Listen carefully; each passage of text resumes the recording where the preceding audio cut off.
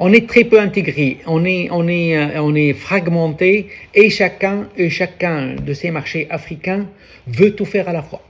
Je vous ai parlé de beaucoup de projets que je veux faire moi à Tunis et que tous mes confrères africains essayent de faire, et on est en train de vouloir tout créer sur des marchés atomisés et très très peu avec une volumétrie pas du tout intéressante pour les investisseurs.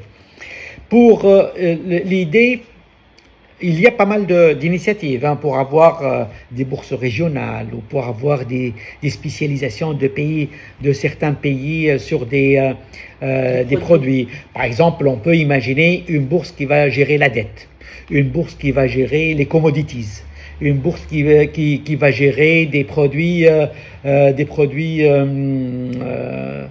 indiciels, basés sur des indices sectoriels ou régionaux. Donc on peut imaginer cette fusion entre les bourses. Mais il y a plusieurs freins. D'abord, il y a le frein de la réglementation. Ils ne sont pas harmonieux entre les pays. Ça mettrait beaucoup de temps pour harmoniser, pour pouvoir discuter de la même chose. Il y a le frein de la réglementation d'échange. Très souvent, on est sur des réglementations de change qui diffèrent énormément d'un pays à un autre. Par exemple, notre réglementation ne permettrait pas aux investisseurs tunisiens d'acheter des actions sur d'autres marchés, africains ou autres. Donc, la réglementation de change. Et puis, il y a la volonté politique des différents pays qui fait qu'aujourd'hui, le nom Maghreb ne nous permet pas d'avoir une bourse maghrébine.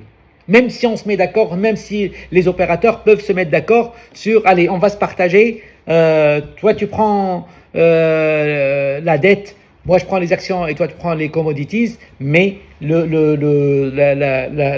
relations politiques entre les pays pourraient ne pas permettre ou favoriser l'émergence d'un pôle boursier.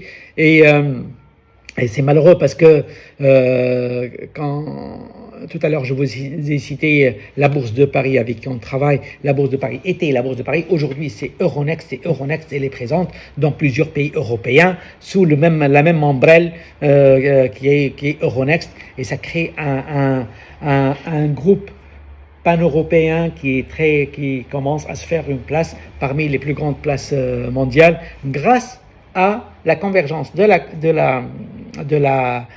réglementation.